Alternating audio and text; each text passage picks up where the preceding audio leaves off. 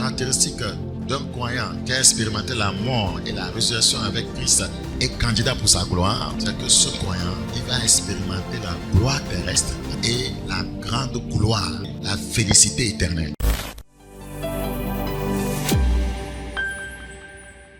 Praise the living God. Alléluia. Vous savez, nous avons, voyez, certaines caractéristiques qui dénotent qu'un croyant est mort, ressuscité avec Christ et est candidat pour la gloire. Amen.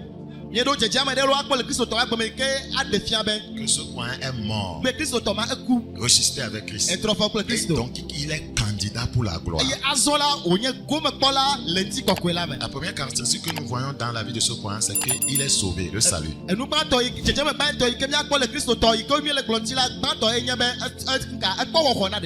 La deuxième caractéristique d'un croyant candidat à la gloire, c'est qu'il recherche les choses d'en haut.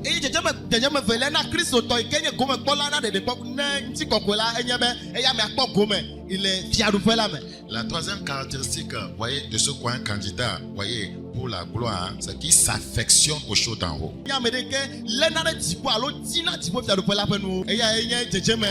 La quatrième caractéristique, voyez, c'est que nous constatons un changement de place et de position spirituelle dans la vie de ce croyant.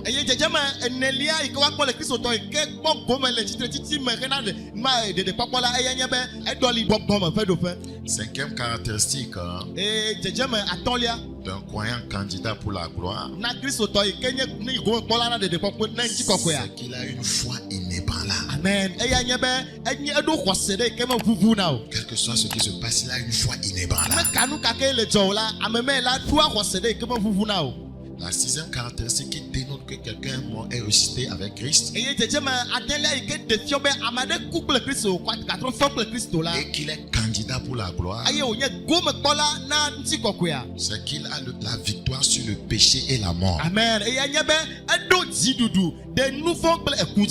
Oui, la septième caractéristique qui montre qu'un croyant est mort et ressuscité avec Christ et est candidat pour la gloire, voyez, il a une vie conforme, voyez, à celle de Christ. La huitième caractéristique d'un croyant mort et ressuscité avec Christ est candidat pour la gloire. Il prêche, voyez, c'est qu'il prêche l'évangile avec conviction. Quand les premiers disciples de Christ ont commencé à prêcher, voyez, ils prêchaient sa résurrection. Il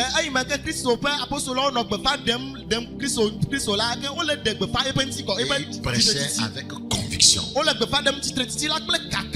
Quand bien même ces détracteurs avaient payé une forte somme d'argent aux soldats pour cacher sa résurrection, ceux qui en voulaient à Christ avaient payé une forte somme d'argent aux soldats, voyez, pour nier que Christ est ressuscité. Pour dire que ce sont ces apôtres, ces disciples qui sont venus prendre son corps. Parce qu'ils savaient ce que c'est que ce message, voyez, qui est basé sur la résurrection. La Bible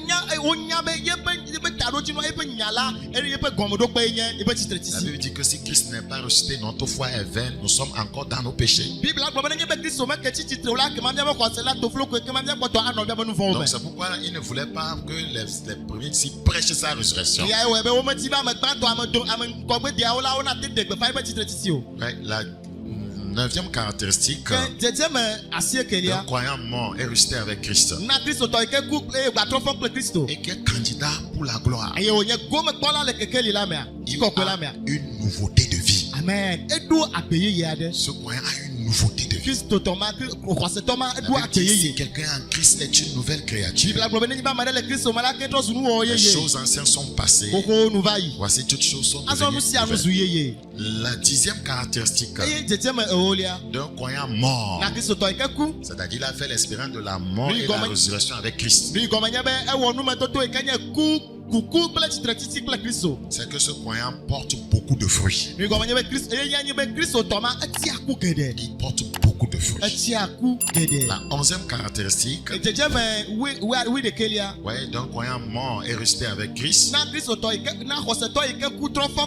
et candidat pour la gloire, c'est que, voyez, il a la guérison divine comme héritage. La Bible dit ici, l'esprit de celui qui a ressuscité Christ d'entre les morts habite en vous. Voyez, son esprit donnera la vie à votre corps mortel. La deuxième caractéristique du croyant, voyez, qui a expérimenté la mort et la résurrection avec Christ est candidat pour la gloire.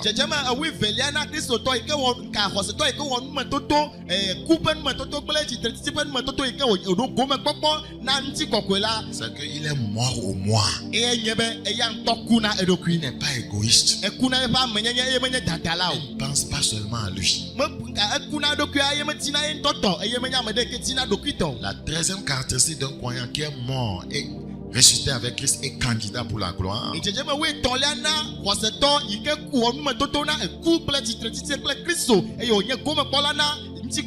C'est que quand bien même ce croyant est sur la terre, il est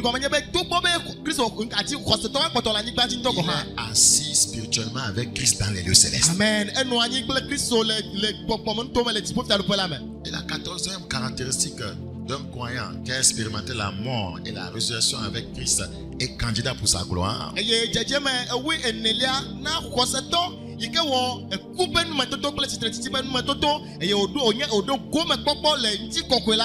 C'est que ce croyant, il va expérimenter la gloire terrestre. Amen. Et la grande gloire,